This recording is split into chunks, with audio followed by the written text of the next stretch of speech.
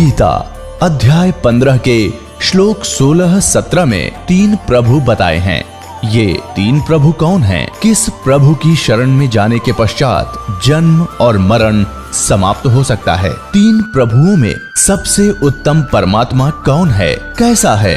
उसका क्या नाम है? इन सभी गूढ़ रहस्यों को जानने के लिए अवश्य सुनिए जगत गुरु तत्वदर्शी संत रामपाल जी महाराज के अमृत वचन। हमने अध्यात्म ज्ञान को समझने के लिए अग्रम मग्रम छोड़नी पड़ेगी। हमारे अंदर ये भावना आ जानी चाहिए, भगवान जो चाहे सो कर सकता है।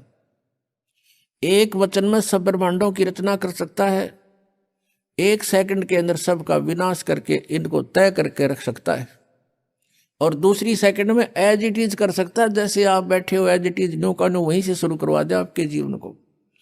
इसका नाम समर्थ शक्ति परमात्मा कबीर देव है। मौला थल से जल करे और जल से थल कर देत, हे साहेब तेरी साहेबी अब श्याम कहूं सवेत। परमात्मा सब कुछ कर सकते हैं। जब तक आपके मन में ये खरपतवार भरा पड़ा है, खुरापात भरे हैं, ऐसा नहीं हो सकता वैसा नहीं हो सकता, तो आप इस अध्यात्म ज्ञान को नहीं समझ सकते। आपका प्रयत्न व्यर्थ होगा। पुण्यात्माओं, श्रद्धालु की श्रद्धा ब्लाइंड होती है, वो ब्लाइंड फेथ करता है और ऐसे ही करना चाहिए। लेकिन उस श्रद्धालुओं की श्रद्धा का, उस स्वभाव का जो एक श्रद्धालु के अंदर होता है, वो ब्लाइंड फेथ करता है अपने गुरुओं पर, ऋषियों पर, जो वो बताते हैं, टीचर्स पर, जो टीचर होते हैं आध्यात्मिक टीचर। और उन्होंने श्रद्धालुओं ने इन अज्ञानियों को महर्षि मंडलेश्वर और परम धड़ी मान लिया, सतगुरु समझकर उन पर विश्वास कर लिया, उन्हें जो वचन कहे सर्वधार्य कर लिए। वो दुरुपयोग किया उन्होंने। अभी तक मूर्ख बना रहे हैं, उनको खुद ज्ञान नहीं, श्रद्धालु उनके पीछे लगे हुए हैं। अब आप जी को ये ज्ञान ग्रहण करने के लिए फिर से आपने उसी स्थिति पाना पड़ेगा, क्योंकि काल ये चाहता है कि ये भगवान से दूर हो, किसी तरह हो। जैसे पूरा चीन नास्तिक बनवा दिया और रूस नास्तिक हो गया, क्योंकि महात्मा बुद्ध थे, ये पुण्यकर्मी प्राणी था, स्वर्ग से सीधा आया था, राजा का लड़का था।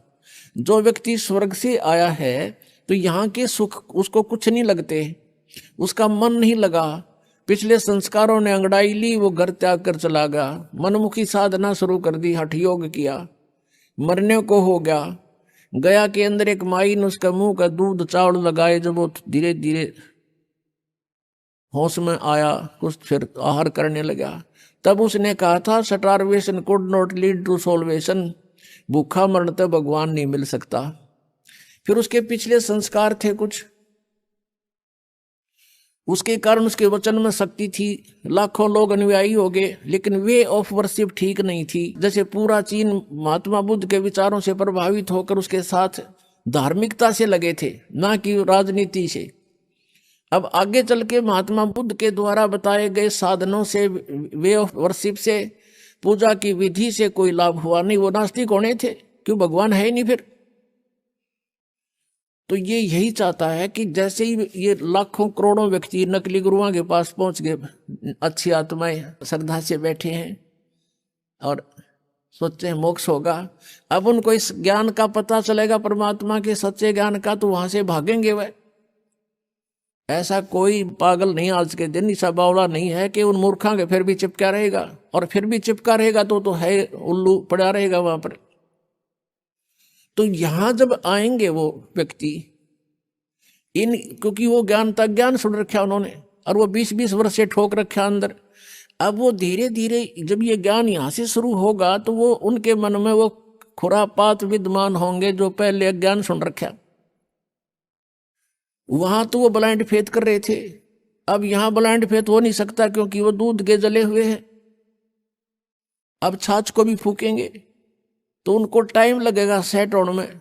इतनी और उनका दुर्भाग्य है कि वहां से लोगों के फंस गए जिनका ज्ञान भर दिया आपके अंदर।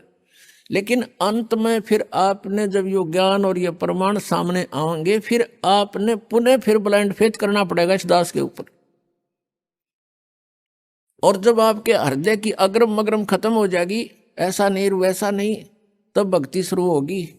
गीता जी अध्याय नंबर 2 के श्लोक नंबर 46 में कहा कि अर्जुन, जब तेरी बुद्धि भिन्न भिन्न प्रकार के भ्रमित करने वाले वचनों से हटकर एक तत्व ज्ञान पर आश्रित हो जाएगी, तब तो तू योग को प्राप्त होगा, तब तो तू भगत बनेगा, साधक बनेगा। नहीं तो कभी कुछ इधर ध्यान जा रहा है, कभी वो सच्चा होगा, वो झूठा होगा, वो कैसे होगा। इनसे हट ले गिर एक तत्व ज्ञान पर आश्रित हो जाएगा जब तेरी साधना प्रारंभ होगी।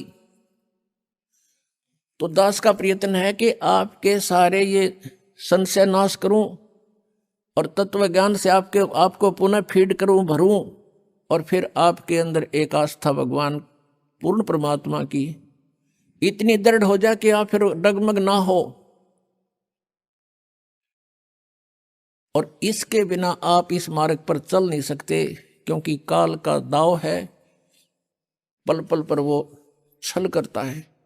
उसका तो उद्देश्य यही है कि ये पुण्यात्मा भक्तिहीन हो जाए, नास्तिक हो जाए, विशेषकर कलयुग में। कलयुग में क्यों? क्योंकि परमात्मा से इसने वचन ले लिए थे कबीर भगवान से इस काल भगवान ने कि प्रभु 3 युगों में जीव कम ले जाना, और चौथा युग जब कलयुग आवे तब तव शरण जीव बहु जावे। ऐसा हर वचन मोहे दीजे, तब तुम गमन संसार ही कीजे। कि चौथे युग में कितने जीव ले जाना।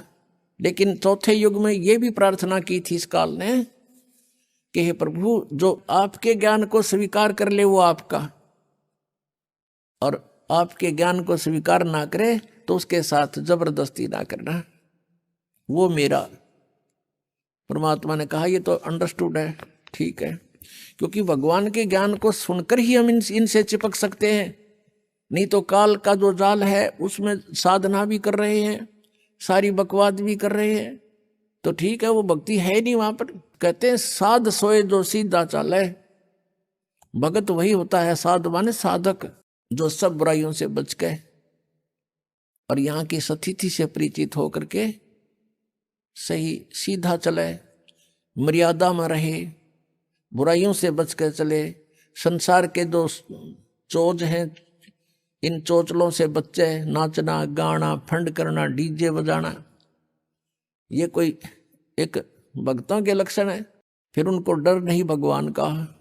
तो ये काल चाहता है कि ये भक्ति ना करें, नास्तिक हो जा, और ये नाचना गाना डीजे बजाना, ब्याह के ऊपर इतना खड़दू उतार दे। 2 बच्चों का संस्कार जोड़ना, 4 आदमी बैठ के ये कहना भी हम अपनी पुत्री का विवाह आपके पुत्र से करते हैं, ब्याह हो गया, इसका आगे कितना फंड कर लो बता।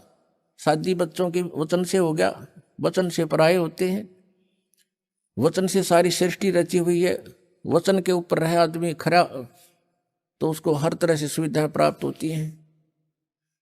और फिर नाचना और गाना और फलाना करना, इतने दान दे दिए, वो तो अपने सिर पर भार रखना है, गधा बनना उसका। किसी के पैसे पास्ता रख के कभी सुखी नहीं हो सकता प्राणी। तो जब तक हमें ज्ञान नहीं है तो हम ये विष खा ही रहे थे। अब पता लग जाएगा कि ये तो बहुत भयंकर काम है।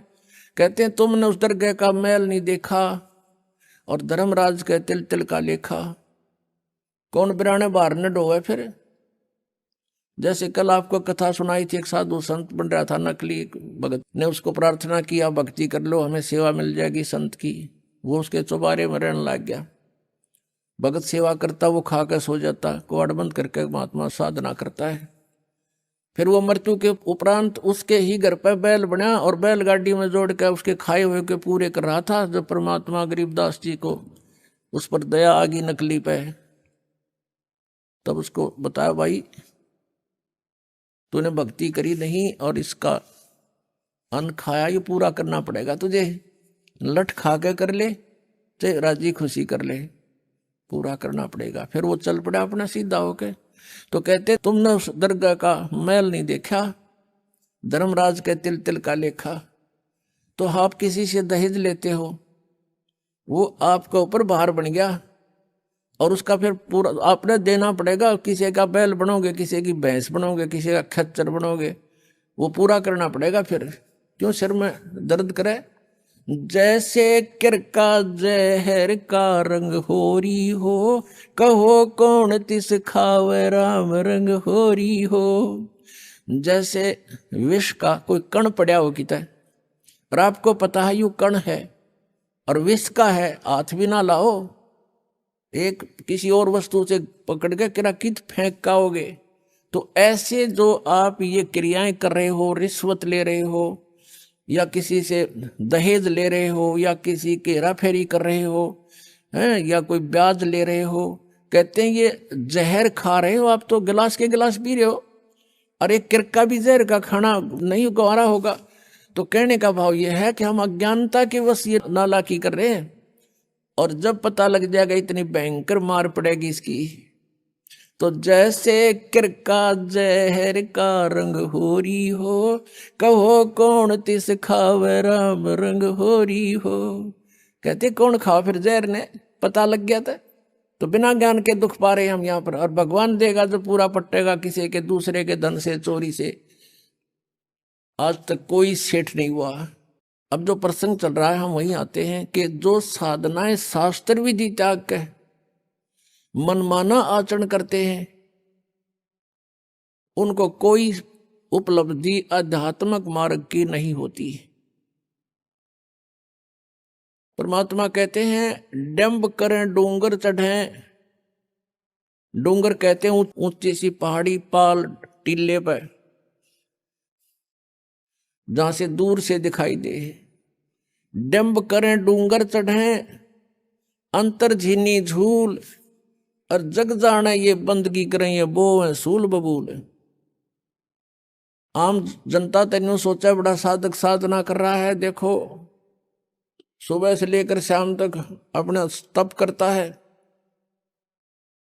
तो परमात्मा अपने उस आध्यात्मिक मार्ग में बताते हैं कि जनता जाने ये भक्ति कर रही हो बो है सूल बबूल। ये तो दम्भ कर रहा है, ऊपर बैठ कर ढोंग कर रहा है, दिखा रहा है आपको। परमात्मा के पाने की भक्ति जो है बहुत सिंपल है, और उसके लिए परमात्मा ने स्वयं आना पड़ा इस यथार्थ ज्ञान को देने के लिए। जैसे कल रात का सारा ही सत्संग इस उद्देश्य पर था कि परमात्मा कैसा है, वो परमात्मा क्या करता है। तो उस परमात्मा के विषय में आपने पवित्र वेदों में, पवित्र बाइबल में, पवित्र कुरान शरीफ में ये देखा कि वो भगवान मनुष्य सदृश है, मनुष्य जैसा है, लेकिन उसके शरीर का तेज बहुत अधिक है, और वो ऊपर रहता सतलोक में तख्त पर विराजमान है, और वहां से गति करके सतलोक से धूलोक से उस तीसरे मुक्ति धाम से गति करके वहां से प्रस्थान करके चल के आता है। और यहां वो अच्छी आत्माओं को मिलता है, और अच्छी आत्माओं को मिलकर वो अपना तत्व ज्ञान आप ही बताता है। परमात्मा ने, परमेश्वर कबीर देव ने जो लीला की वो 600 वर्ष पहले की थी, वो उनके जीवनी के अंदर भगवान की लीलाओं में लिपिबद्ध है, वो लिखी हुई है। और आज वेद हमने देखे, इससे पहले वेदों को कोई समझ नहीं सका। उन वेदों में यही लिखा कि वो परमात्मा 3 स्थिति के शरीर से 3 प्रकार की अपनी वेशभूषा से, शरीर की वेशभूषा, यह शरीर भी हमारा एक वेशभूषा है अपने, और नीचे ओरिजिनल शरीर अलग होता है हमारा सभी का, उसके ऊपर। तो 3 प्रकार के शरीरों धारण करता है, और उनसे हम सबका धारण पोषण यानी सबकी संभाल करता है। एक रूप में मनुष्य दृश्य शरीर है परमात्मा का, सतलोक में और ऊपर के लोकों में अलग अलग रूपों में विराजमान है। तो सतलोक के अंदर परमात्मा के एक रोमकूप की शोभा करोड़ सूर्य मिला दे, करोड़ चंद्रमा, तो भी परमात्मा का प्रकाश उनसे अधिक है एक रोमकूप का। इतना तेजों में शरीर है, लेकिन गर्मी नहीं है। और फिर वो परमात्मा दूसरी स्थिति में जब आता है, वो प्रत्येक युग में एक लीला करता है। नवजात शिशु का रूप धारण करके प्रकट होता है, और बाहर जंगल में, नगरी से बाहर वन में एक तालाब के ऊपर जहां किसी दरिया से कोई लहरों के माध्यम से ऐसा कोई जल भरा हो, उस सरोवर के अंदर प्रकट होता है कमल के फूल पर। और ये सब कार्य परमात्मा अपना निर्धारित उद्देश्य लेकर आता है, उसे आधार से करता है। फिर उसको कोई अच्छी आत्माएं उठा कर ले जाती हैं जो पिछले संस्कारी होते हैं, ऐसा वेदों में लिखा है। आपको दिखाएंगे, धीरे धीरे सारा परिचय कराएंगे। और उसको फिर वो धीरे धीरे जो बड़ा होने लगता है, छोटी ही आयु में परमात्मा अपना जो उद्देश्य लेकर आता है वो तत्व ज्ञान को प्रचार करना शुरू कर देता है। और उस परमात्मा के ज्ञान के सामने बड़े बड़े विद्वान मंडलेश्वर सब फिट्टे मुंह हो जाते हैं, उनको जवाब नहीं आता है। तो इस प्रकार परमात्मा दूसरी प्रकार की जो शरीर से लीला करता है वो शिशु रूप धारण करके आता है, और ऐसे ही जनसाधारण की तरह कार्य करता है, अपना निर्वाह अपने हाथों से करता है। और वो पूर्ण परमात्मा भी होता है, और एक भक्त के भी लक्षण उसी में पूरे होते हैं, और एक तत्वदर्शी संत भी कंप्लीट इन ऑल रेस्पेक्ट वही होता है। और एक अच्छे नागरिक का रोल भी वही करके दिखाता है। हमारे को एक एग्जाम्पल कोड करते हैं भगवान कि इस लोक में आप जी ने परमात्मा पाने के लिए ही प्रयत्न करना है। यहाँ की अन्य वस्तुओं की तुम इच्छा करते हो तो अभी आप बालक हो, खिलौने मांग रहे हो, और ये खिलौने टूट जाते हैं फिर रोते हो। तुमने क्या चीज मांगनी चाहिए यहां से?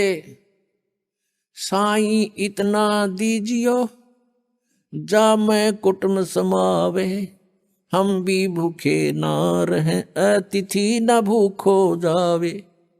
कि हे परमात्मा इतना दीजिए जिसमें कुटुंब समावे, यानी रिक्वायरमेंट ऑफ फैमिली, परिवार की आवश्यकताएं फुलफिल हों, इतना दीजिए दाता।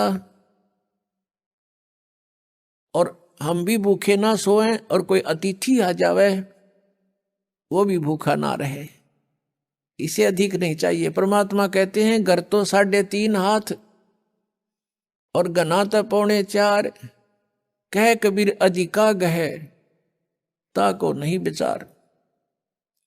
अपने 3.5 हाथ का ये शरीर होता है, प्रत्येक व्यक्ति का अपने 3.5 हाथ, यानी इस कोनी से लेकर और यहां तक का ये हाथ कहलाता है इतना। और इसको आप 3.5 नाप के किसी रस्सी से अपने नाप के देखना पूरा पाओगा। तो कहते हैं घर तक 3.5 हाथ, यानी आप उसमें आराम से लेट जाओ, पूरा पूरा हो जाए। और गणा तक 4.25, यानी और गणा कर 1 फुट फालतू कर ले। और इससे ज्यादा की डिमांड है तो व्यर्थ की बकवाद है वो। अब इससे आप समझ लेना, कहने का भाव इन्होंने है कि तरके अपने घरान फोड़ कर एक इतना गुणा बैठ जाओ। कहने का भाव ये है परमात्मा का कि 1 चारपाई पर सोना है और वो 3 बाई 6 फुट में आ लेगी। एक कमरे में आपका काम चल सके, खूब गना कर 2 बना लो, इससे अधिक कोशिश ना करना। वो परमात्मा दे तो अच्छी बात है, 2 बन जा, 3 बन जा, बस इससे ज्यादा का प्रयत्न ना करना। यानी जिसके पूर्व जन्म के संस्कार हैं वो अलग बात है, कोई ठीक भी बन रही है बनी अच्छी बात है, लेकिन भक्ति उद्देश्य मूल रखे। और जिनके पास पूर्व जन्म की कोई ऐसी पुण्य नहीं है और वो झोंपड़ी में भी रह रहे हैं, तो परमात्मा कहते हैं भक्ति ही करनी है। उस 4 कमरे वाली कोठी में भी भक्ति करेगा तो उसका उद्धार है, नहीं तो वह कोठी साथ नहीं दे, ना वह चाल साथ। और एक झोपड़ी में प्राणी रह रहा है और वो भी भक्ति कर रहा है, तो दोनों को एक सी उपलब्धि है। और झोपड़ी वाला इससे चक्कर में रहा मैं भी कोठी बनाऊं, मनु कर लूं, तो ये व्यर्थ प्रयत्न है। इनसे अपना मन हटाना हमने। अब प्रसंग चल रहा है कि परमात्मा, जैसे कल सत्संग के अंदर आपने सुना था कि वो परमात्मा सतलोक से चलकर आता है, वो 3 सतिथि में उसका शरीर है। तो दूसरी सतिथि में वो हमारी कैसे देखभाल करते हैं, कैसे धारण पोषण करते हैं, वो एक बालक रूप में प्रकट होते हैं, धीरे धीरे बड़े होते हैं, फिर एक अच्छे नागरिक की तरह एक जीवन जी कर दिखाते हैं।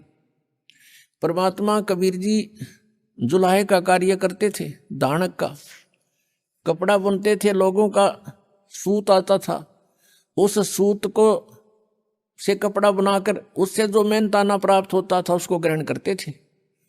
और उससे भी कोई बच जाता था, घर में भोजन से पैसा बच जाता था, उसको फिर भंडारे पर धर्म पुण्य पर लगा दिया करते थे। परमात्मा के घर में दो उनके पुत्र पुत्री मुंह बोल रहे थे, जो बच्चे मुर्दे जीवित किए थे किसी सर्कमस्टांस में परमात्मा की महिमा को प्रकट करने के लिए। एक बालिका थी 13 वर्ष की, एक शेख तकी नाम के पीर की कब्र में दबा रखी थी। उस पीर ने बहुत ज़्यादा परमात्मा के साथ दुर्व्यवहार शुरू कर दिया था। राजा सिकंदर लोधी कबीर परमेश्वर जी से बहुत प्रभावित हो गए थे, क्योंकि उनको जलन का रोग था, जो कबीर परमेश्वर जी की कृपा से वो स्वस्थ हो गया था और कोई भी ट्रीटमेंट उसका काम करना बंद कर गया था। वो तो मृत्यु के दिन गिने था। सिकंदर लोधी दिल्ली का बादशाह कबीर परमेश्वर के आशीर्वाद से वो स्वस्थ हो गया था। उसके बाद वो बहुत आदर करता था कबीर परमेश्वर का। इस कारण से वो उनका धार्मिक गुरु शेख तकी कबीर जी से ईर्ष्या करने लगा, उनको नीचा दिखाने की प्रयत्न में रहने लगा, उसकी टाह में रहने लगा कि किस प्रकार इसको नीचा दिखाऊं और राजा का इससे मन हटे, इसकी आस्था कम हो। इस उद्देश्य से उसने कहा था कि मैं कबीर को जब जानूं ये कोई शक्ति युक्त है, मेरी बेटी ने जीवित करके दिखा दे जो कब्र में दबा रखी है। हजारों व्यक्ति इकट्ठे हो गए, दिन रख दिया, तीसरा दिन कब्र फुड़वा दी और कबीर परमेश्वर ने वह बेटी जीवित कर दी। उस लड़की को अपने पूर्व जन्मों की चेतना आ गई कि मैं परमात्मा को छोड़कर बीच में चली गई थी, जिस कारण से मुझे बहुत दुख उठाने पड़े। वो अपने शरीर के पिता को छोड़कर अपने परम पिता के साथ कबीर जी के साथ चली गई कि मैं तुम्हारे साथ नहीं रहूंगी, तेरा मेरा हिसाब हो लिया था शेख तकी, मैं मर चुकी थी, तेरा मेरा संस्कार शेष नहीं है। तो वो लड़की 12-13 वर्ष की थी, वो परमात्मा ने अपनी बेटी की तरह रखी। ऐसे एक लड़का था, उसको अंतिम संस्कार करके जल में प्रवाह कर दिया गया था। उसी शेख तकी ने राजा सिकंदर लोधी के नाक में दम कर दिया कि मुझे कोई ऐसा मुर्दा जीवित करके दिखा दे तो मानू कबीर को, नहीं तो मैं मुसलमानों को भड़का दूंगा, तेरे राज का नाश करवा दूंगा। तब इस शर्त पे परमात्मा ने उस मुर्दे लड़के को जीवित किया था। वो भी 10-12 वर्ष का लड़का था। उसके बाद वो लड़का भी परमात्मा के साथ पुत्र रूप में रहता था। तो इस प्रकार एक पुत्री एक पुत्र थे जो अपने वचन से जीवित किए हुए बालक थे। और मुंह बोले माता पिता थे, उनके अपने माता पिता नहीं थे, वो तो सशरीर आए थे, सशरीर चले गए थे। नीरू नीमा नाम के निसंतान दंपति थे, उनको परमात्मा कमल के फूल पर जल में लहर तारा तालाब पर प्राप्त हुए थे। तो ऐसे कुल मिला के परमात्मा का 5 सदस्यों का परिवार था। हाथ से कपड़ा बुनते थे, माता पिता वृद्ध हो गए थे और उस कपड़े से जो भी पैसा मिलता था मेहनताना उससे अपना गुजारा करते थे। और फिर भी पैसा बच जाता था, उसका भंडारा करते थे। तो ये लीला करके दिखाई भगवान ने कि तुम जैसे मैं कर रहा हूं ऐसे रहना इस संसार में। और यदि तुम परमात्मा पर विश्वास रखोगे, परमात्मा पे आपका दृढ़ विश्वास होगा, तो आपके ऊपर आने वाले सभी संकट दूर होंगे। इसलिए मालिक ने ये बताई थी कि ये साधना ऐसे बनती है। यजुर्वेद अध्याय नंबर 40 के मंत्र 15 में कहा है कि वायु अनिलम अथ इदम अमृतम भस्मांतम शरीरम ओम कर्तु समर किलवे समर कर्तुम समर। ओम नाम का जाप काम करते करते स्मरण करो, विशेष कसक के साथ स्मरण करो। मनुष्य जीवन का मुख्य कर्तव्य जानकर ओम नाम का जाप करो। ये ब्रह्म का साधन, ब्रह्म की भक्ति है। और गीता जी अध्याय नंबर 17 के श्लोक 23 में कहा कि ब्रह्म ने सच्चिदानंद घन ब्रह्म की साधना का ओम तत्सत इति निर्देश है ब्रह्म तिर्विद समर्थ है।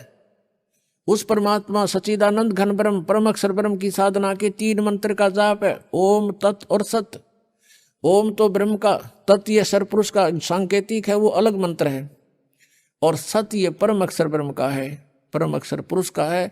ये मंत्र भी गुप्त है, ये दास दे सकता है, इस पृथ्वी पर किसी को अधिकार नहीं है उस नाम के देने का, ना ही उसको वो परिचित है कोई। और यदि मुझ दास से प्राप्त करके ये मंत्र कोई स्वयंभू संत बनकर किसी को गुमराह करने की चेष्टा करता तो अधिकारी नहीं है, उससे भी आपने बचना है, औरों को भी बचाना है कि ये बिल्कुल झूठ बोल रहा है, नकली पासपोर्ट बना रहा है। और फिर जीवन अंत के समय जब तुम्हारा जीवन अंत होगा तो सतलोक जाने की तैयारी होगी, फिर उस पासपोर्ट की पहचान होगी ऊपर ये अधिकारी था कि नहीं जिसने तुझे नाम दिया, तो जीवन नष्ट हो चुका होगा, फिर कुछ नहीं बात बनेगी। पहले सावधान होना है। तो ये क्या बताया है कि सभी ने, जो भी संत हैं या परमात्मा आए थे, उन्होंने जो साधना बताई यथार्थ, और जिन महापुरुषों ने भगवान पाया उन्होंने हठ योग नहीं किए, 2.5 घंटे सुबह 2.5 घंटे शाम साधना नहीं की, उन्होंने तो चलते फिरते उठते बैठते अपना कर्तव्य कर्म करते करते परमात्मा की भक्ति का विधान बताया, जो सभी सदग्रंथ और संत इसी को प्रमाणित करते हैं। तो इसलिए परमात्मा ने स्वयं आकर के ऐसा जीवन जी कर दिखाया कि ऐसे रहोगे तो मैं तुम्हारे साथ होऊंगा। और भगवान साथ हो गया तो फिर क्या नहीं कर सकता। अब परमात्मा हमारे साथ होगा। और सभी कहा करते हैं कि भगवान ना रूठना चाहिए, संसार वैसे रूठ जा, रूठो जग सारा, रूठो ना भगवान हमारा। तो परमात्मा को प्रसन्न करने के लिए हम साधकों ने प्रयत्न करना है।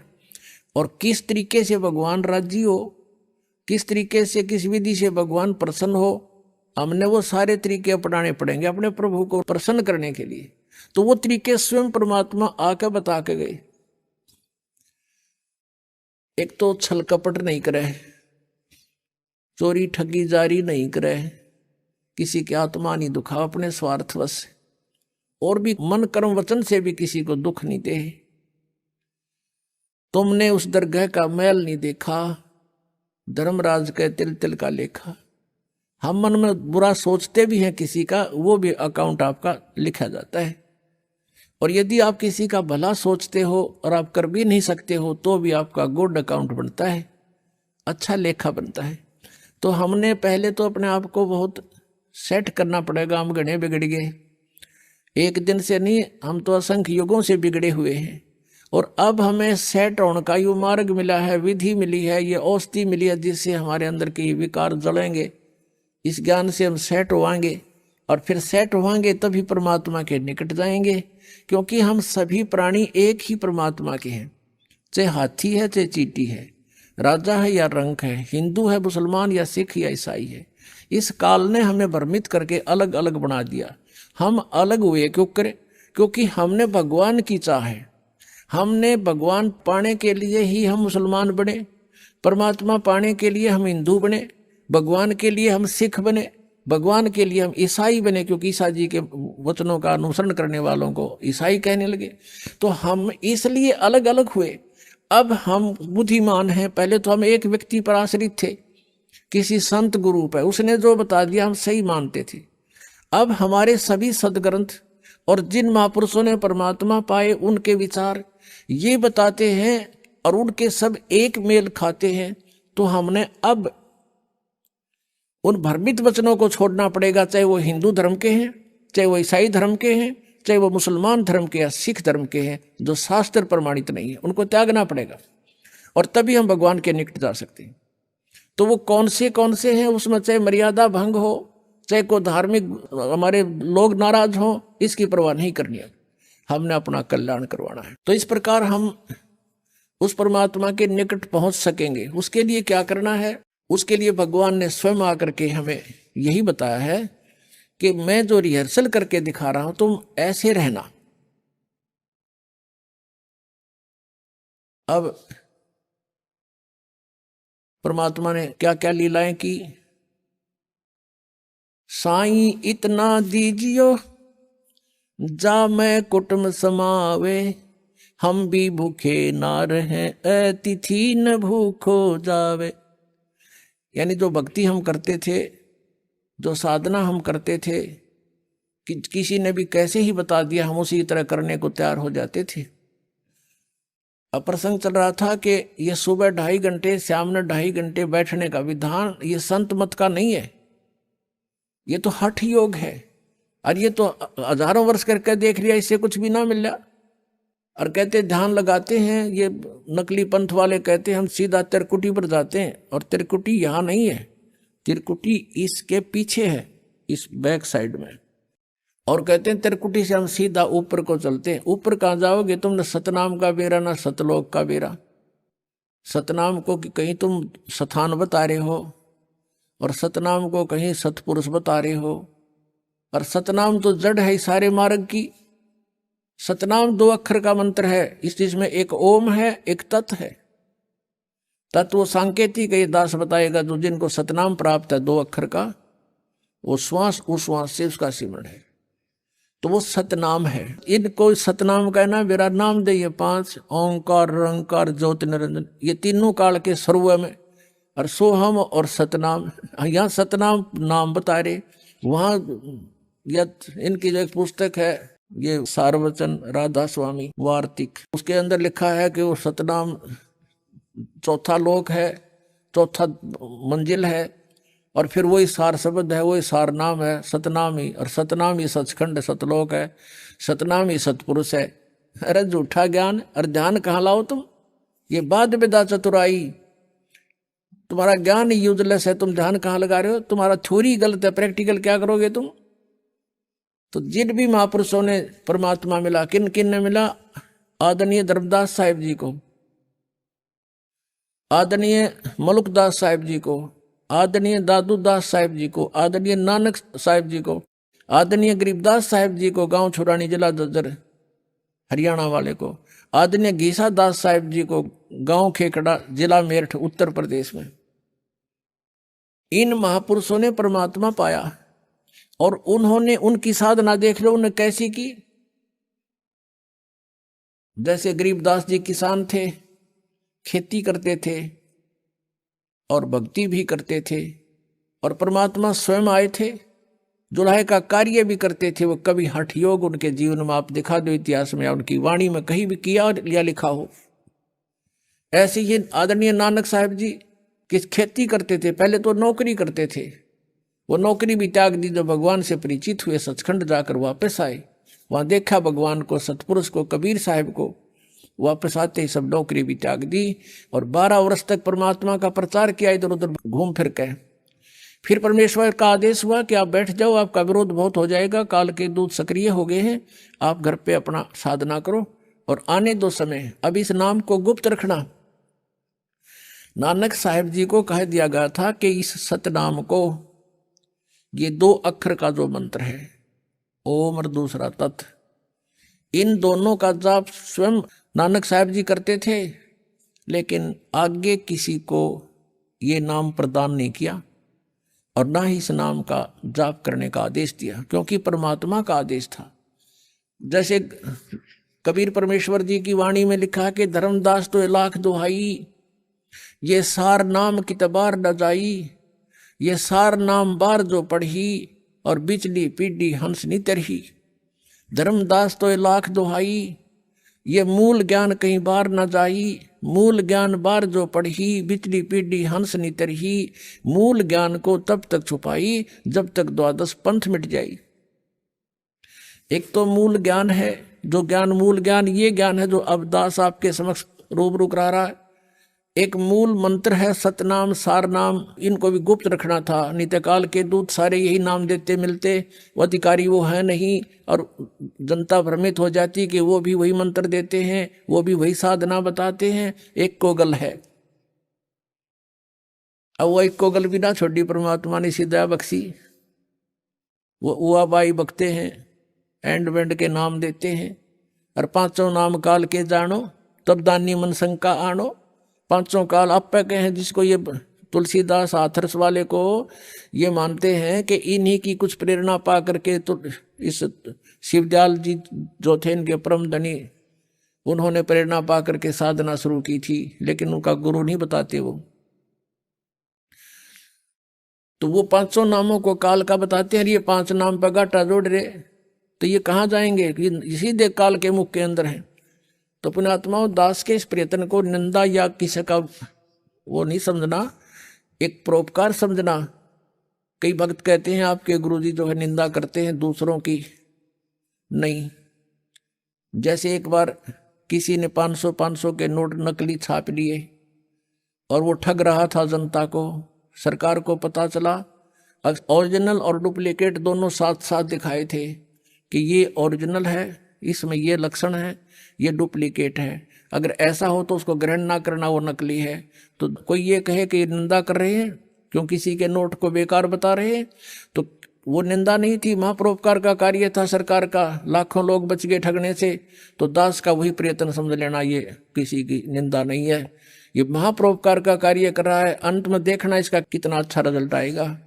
रोया करेंगे वो प्राणी जो ऐसे नकली लोगों के अपना जीवन व्यर्थ कर रहे थे, रोया करेंगे उनको और धिक्कारा करेंगे उन नकलियों को, तुमने अपना जीवन खोया, हमारा भी खो दिया। अब प्रसंग चल रहा है कि शास्त्र विधि को त्याग कर जो मनमाना आचरण करते रहे, उनको कोई लाभ नहीं हुआ। अब किसी भी संत को देख लीजिए, फिर 12 वर्ष तो नानक साहब जी ने इधर इधर जा करके प्रचार किया प्रभु का तत्व ज्ञान का।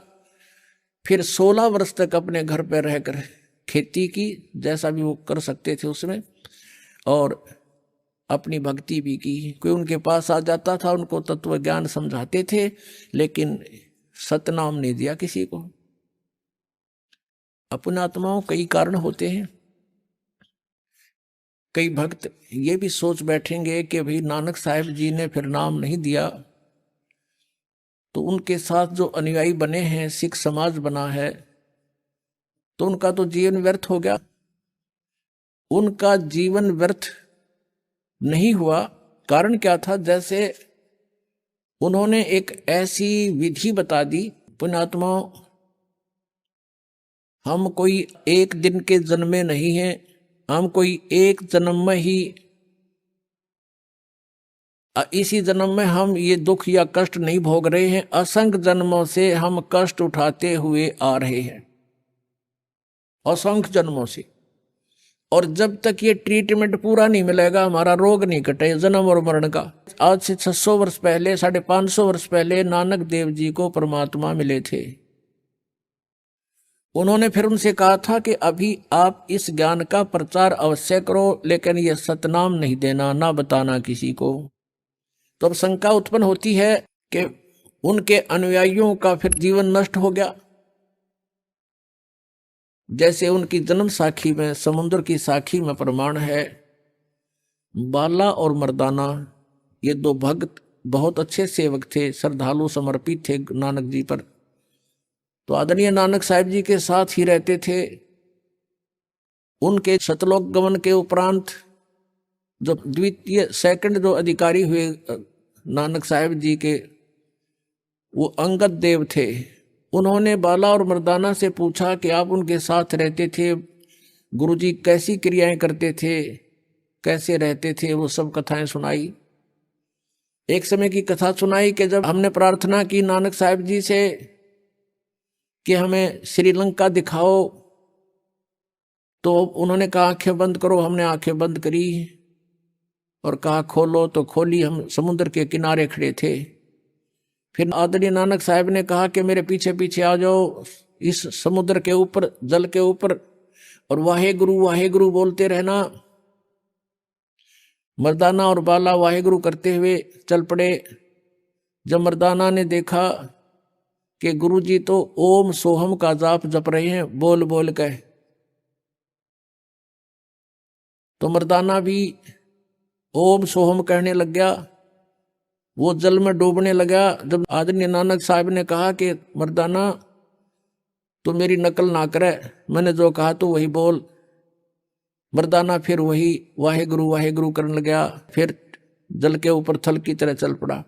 अब ये लीला नानक साहब जी ने क्यों किया? उन्होंने परमात्मा चाहिए था और परमात्मा ही उनको गुरु रूप में मिले थे आकर के। कहते हैं जो गुरु वचन पर डट गए कट गए फंद 84 के, गुरु वचन निश्चय कर माने पूरे गुरु की सेवा ठाने। तो वो संत थे, उन्होंने अपना कल्याण करवाना था, जगत से कुछ नहीं लेना था। अब यहाँ थोड़ा सा प्रमाण आपको दिखाते हैं।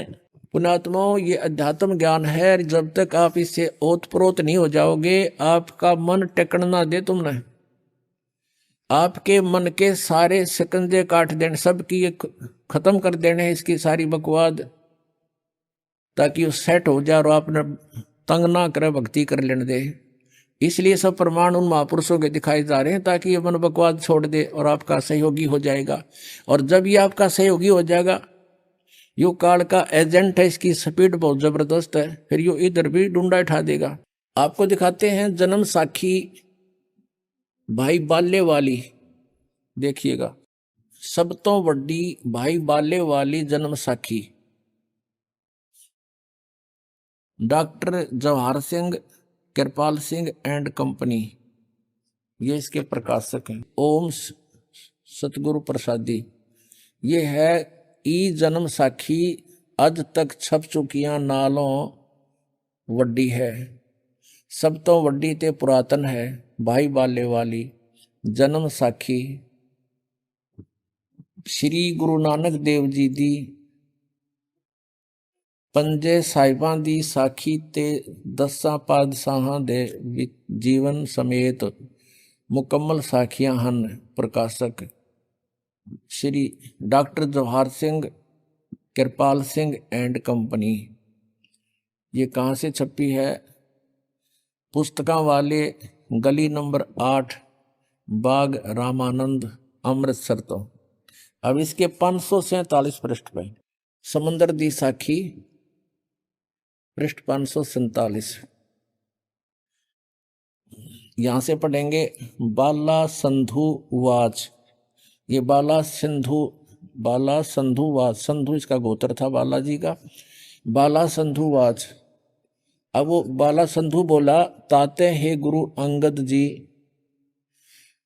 जद गुरु नानक जी अजीते ते विदा होकर आगे चले, ता मर्दाने किहा सच्चे पातशाह जी, असा समुंदर ता देखिया पर लंका ना देखी, जिथे रामचंद्र जी चढ़ाई कीती है। ता गुरु नानक जी किहा, चलो भाई बाला ते मर्दाना, तुहानू रंज नहीं करना, अखी मीटो जा अखी मीट के खोलिया, ता समंदर दे कंडे जाई खड़े होए, ते आखण लगे बाला ते मर्दाना, मेरे पीछे पीछे चले आओ। मुखों वाहेगुरु वाहेगुरु कहिंदे आओ, ते आगे आगे गुरु जी और तुर पे जैसे धरती ऊपर तुरदे सन, उसे तरह समुंदर ऊपर तुर पे जा चले जावण, ते पीछे पीछे बाला ते मर्दाना जावण। ता मर्दान ने विचार कीती कि गुरु नानक देव जी ओम सोहम जपदे जांदे हन। ता मर्दाना भी ओम सोहम लगा जपण, ते लगा गोते खावण। जा गुरु नानक जी देखन, ता मर्दाना गोते खांदा है। ता गुरु जी किहा, मर्दाना गुरु जी दी करनी वल नहीं देखना, गुरु दे बचना पर चलना चाहिए। तू मर्दाना ओहे आख, जे असा आखिया है। ता मर्दाना फेर लग्या वाहेगुरु वाहेगुरु कहण, ता फिर चल जल ऊपर उसे तरह तुरन लगा। ये हो सकता आपका पंजाबी ना समझ में आई और नहीं पढ़ सकते हो, तो एक हिंदी और दिखाते हैं के दौरान अनुवादित है, देखिएगा। क्योंकि दास का उद्देश्य है कि संशय का नाश करूं कति। यह भाई बाले वाली श्री गुरु नानक देव जी की जन्म साखी। भाई चतर सिंह जीवन सिंह अमृतसर से ये प्रकाशित है, ये इसके प्रकाशक है। इसके 559 पृष्ठ पर लिखा है, ये वही है। पंजे साहिब और 10 पातशाह का जीवन संपूर्ण साखियां सहित दर्ज है। प्रकाशक चतर सिंह जीवन सिंह अमृतसर से। इसके केवल प्रकाशक और अनुवादक बदले हैं, बाकी वो मैटर जो का त्यों है।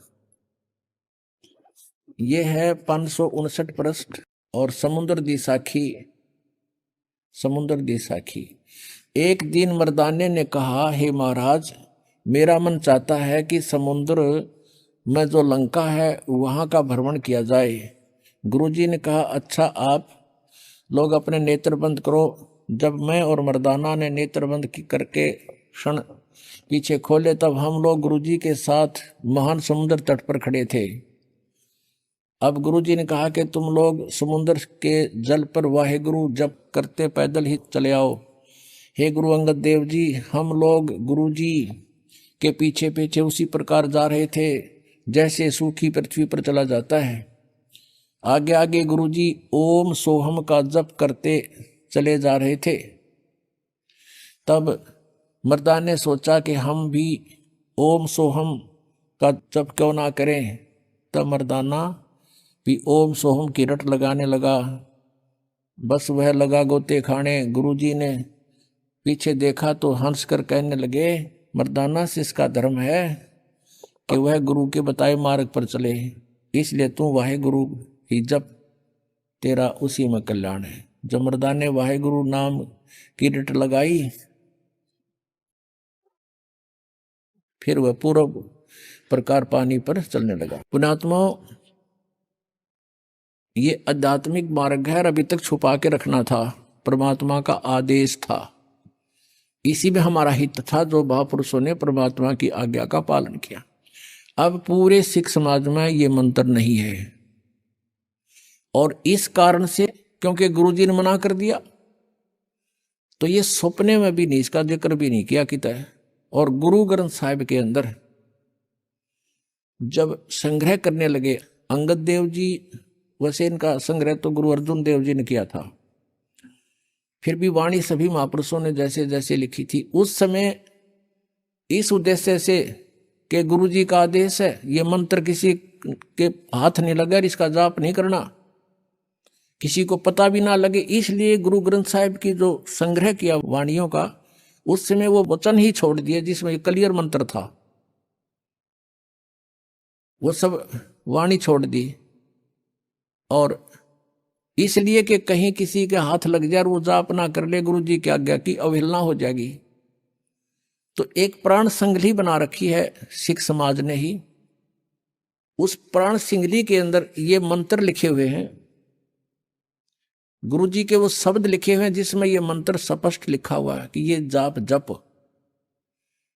और उसमें ये लिखा प्राण संगली के अंदर, गुरु ग्रंथ के समय संग्रह करते समय ये वाणियां बच गई थी, इनको अलग से संग्रह कर करके, और महले पहले की वाणी है, ये प्राण संगली नाम से पुस्तक प्रकाशित की गई है।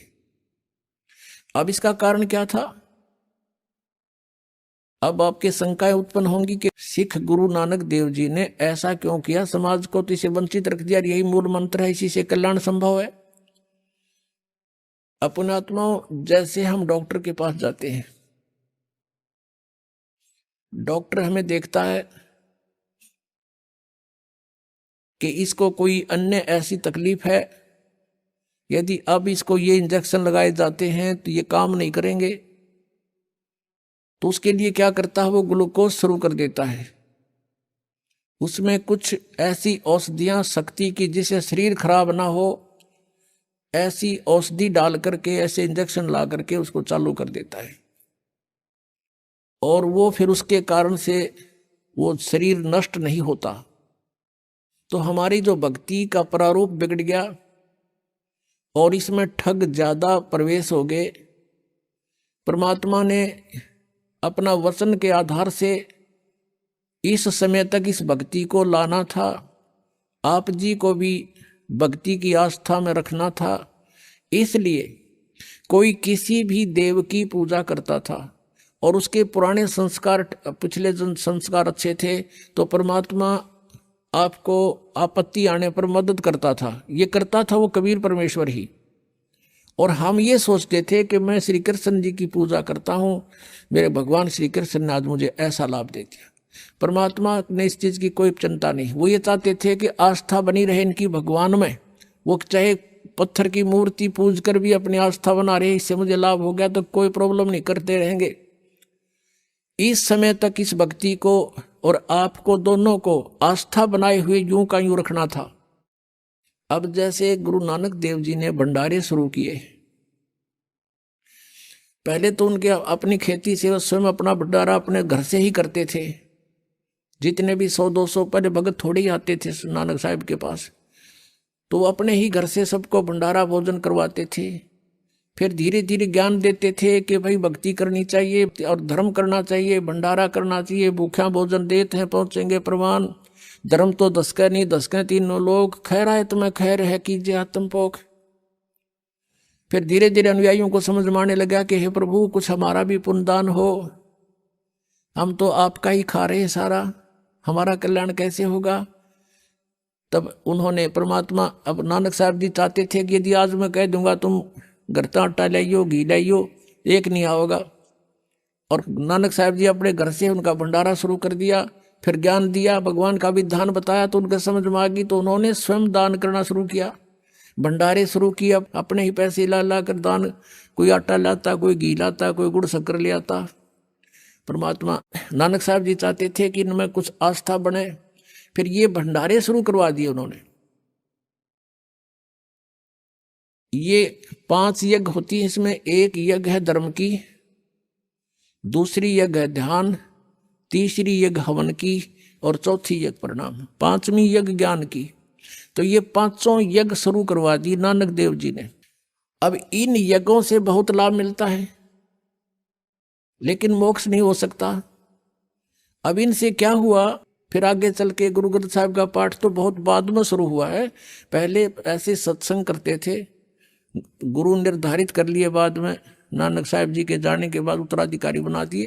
तो उनके आदेश अनुसार वो वहाँ सब भगत कुछ लेके जाता था, कुछ लेके जाता था। फिर सामूहिक भंडारे शुरू कर दिए। तो इस तरह ये उनको उनका पुण्य होने लगा। परमात्मा की वाणी के सुनने से भी लाभ होता है, यज्ञ होती है, हमें बहुत पुण्य मिलता है। तो इस प्रकार नानक साहब जी ने वो मंत्र तो दिया नहीं, यानी वो इंजेक्शन तो लाए नहीं, लेकिन ग्लूकोज जारी करवा दिया। उस ग्लूकोज के यानी इन यज्ञों से आपको कुछ तो पिछले संस्कार, परमात्मा की वाणी से आपको क्या हुआ, मनुष्य जीवन मिलते हुए आगे। और 600 वर्ष पहले परमात्मा आपको बैटरी चार्ज कर गए थे। 600 वर्ष पहले जब आए थे परमात्मा ने ये 5 नाम दिए थे, 5 ओनली, ये सतनाम नहीं दिया उस समय, केवल कुछ एक अधिकारियों को, जैसे आदरणीय नानक साहब जी, आदरणीय गरीबदास साहब जी, आदरणीय दादू साहब जी, आदरणीय गीसादास साहब जी, आदरणीय मुलुखदास साहब जी और आदरणीय धर्मदास साहब जी, इनको तो ये मंत्र पूरे दिए थे इन्होंने सतनाम तक। और तीसरा मंत्र भी इनको दिया था, लेकिन इनको आदेश दे दिया था कि आप किसी को ये अभी रहस्य खोलना नहीं। इन्होंने जो परमात्मा की भक्ति की, तो साधनाएं की, इनको मना कर दिया था कि ये किसी को आगे दान नाम नहीं देना है। तो उससे क्या हुआ कि उस समय इन 5 नाम के जापते, उस समय परमात्मा के 64 राक्षस हो गए थे। उसमें ये 5 नाम कौन से दिए थे, निरंकार ओंकार नहीं है, जो आप जी को अब कंप्लीट मंत्र दिया जाता है 7 मंत्र का, 7 नाम का। इसमें बीच के जो 5 नाम है ये केवल दान करते थे पहले परमात्मा। और इन 5 नामों से हमें बहुत लाभ मिलता है।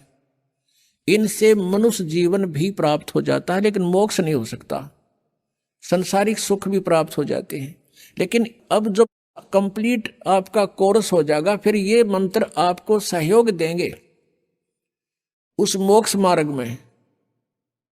ये कंप्लीट आपको धीरे धीरे बताएंगे। अब जो उद्देश्य चल रहा है वो बताना चाहते हैं कि गुरु नानक देव जी ने सिख समाज को इस यथार्थ मंत्र से वंचित किस लिए रखा, कि उनको पता था अब ये ना तो मुक्ति प्राप्त कर सकते, क्योंकि 12 वर्ष तक नानक साहब ने संघर्ष किया, सबने विरोध शुरू कर दिया, पंडित नारे चंगर गए, मुसलमान अलग से विरोधी हो गए। तो परमात्मा ने कहा अब ही ना छेड़ो इनको, आप अपनी भक्ति करो, और जो भी तूने देखा है आपने वो एफिडेविट लिख दे। उन्होंने अपनी वाणी लिख दी, सारी वाणी लिखकर वो छोड़ गए।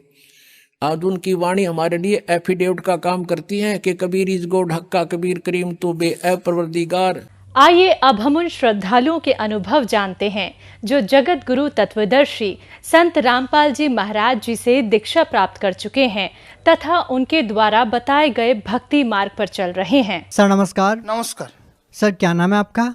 मेरा नाम है पार्वती चौरन कुंडू। सर कहाँ से आए आप? हम बोलपुर, बीरभूम डिस्ट्रिक्ट का बोलपुर से आया है। सर संत रामपाल जी महाराज से नाम दीक्षा लेने से पहले आप क्या भक्ति साधना करते थे? हम रामपाल जी महाराज की शरण आया से पहले हम बोम्बा कुमारी से था। बोम्बा कुमारी 7 इयर्स था और मेरा श्री कृष्ण का पूजा करता था। सर जब आप ब्रह्मा कुमारी पंथ में जुड़े हुए थे तो आपको क्या भक्ति विधि बताई? बोम्बा कुमारी से हमरा उनका शुद्ध एक मंत्र था, ओम मंत्र था। तो ओम मंत्र हम कर रहा था, लेकिन ओम मंत्रों से कुछ पाया नहीं, उसको उल्टे उसको मेरा लाभ नहीं हुआ। मैं ओम मंत्रों लेकर 7 बछर था, लेकिन 7 ईयर से हम कुछ नहीं पाया। सर फिर आपको संत रामपाल जी महाराज जी के बारे में कैसे पता लगा? हमारा दुकान में एक रामपाल जी महाराज की शिष्य था गया था, वो बोई सेवा करने के लिए ज्ञान गंगा। तो ज्ञान गंगा मैं खरीद लिया। तो ज्ञान गंगा पढ़ के हम समझ पाया जे वो ओम मंत्रों से और मंत्र है, वो तो PhD कर रहा है। तो ऐसे ही हम ओम मंत्रों से उससे अच्छा हमें सीखना है व जानना है, व लाभ पाता था हम पाएगा। इसीलिए वही बोई हम पढ़ा एवं रामपाल जी का दीक्षा लिया। आपने संत रामपाल जी महाराज से नाम दीक्षा कब ली? हम 14 जून 2022 से लिया। सर हमने सुना है कि संत रामपाल जी महाराज से जो भी नाम दीक्षा लेता है उनको बहुत सारे लाभ मिलते हैं, क्या आपको भी कोई लाभ मिला? हाँ, लाभ तो बहुत मिला। तो मेरा पहले लाभ है जो बोम्बा कुमारी से जो दीक्षा लिया था, जो नाम कर वो तो हमारा शुद्ध बोम्बा का जॉब करता है, लेकिन हम आध्यात्मिक लाभ पाया। आध्यात्मिक की हमको असल भगवान को हम पाया। हम रामपाल जी गुरु के साथ दिया जो भक्ति, वो भक्ति पाया, असल भक्ति पाया। हम संत रामपाल जी महाराज से नाम दीक्षा लेके हमारा विश्वास हो गया जो हम मुक्ति पाएगा एवं यही श्रेष्ठ दीक्षा है। और दूसरा लाभ है जो हमारा जो कोमर में दर्द था, वो दर्द 20 बछर पहले से था। हम डॉक्टर दिखाया, लेकिन वो रिलीफ नहीं पाया। लेकिन जब रामपाल जी महाराज से दीक्षा ले लिया, उस दिन से हमारा दर्द कम रहा। हम 10 मिनट खड़ा नहीं पा सकता, लेकिन अभी हम 1 घंटे 2 घंटे खड़ा रहेगा, लेकिन दर्द नहीं हो रहा। जब रामपाल जी महाराज से दीक्षा लिया, हम कोई दवाई नहीं लिया और रिलीफ भी पाया।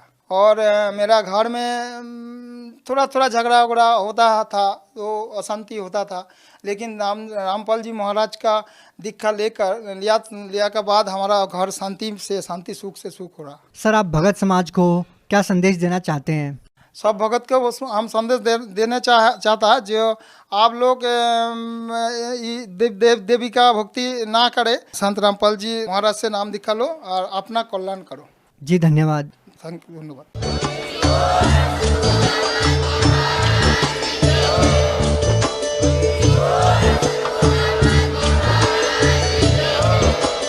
आप सुन रहे थे जगत गुरु तत्वदर्शी संत रामपाल जी महाराज जी के मंगल प्रवचन। अधिक जानकारी के लिए विजिट कीजिए हमारी वेबसाइट www.jagatgururampalji.org। संत रामपाल जी महाराज जी के शुभ आशीर्वाद से पूरे विश्व भर में 500 से भी ज्यादा नाम दीक्षा केंद्र हैं, जिन पर संत रामपाल जी महाराज जी द्वारा ऑनलाइन निशुल्क नाम दीक्षा दी जा रही है। अपने नजदीकी नाम दीक्षा केंद्र का पता करने के लिए संपर्क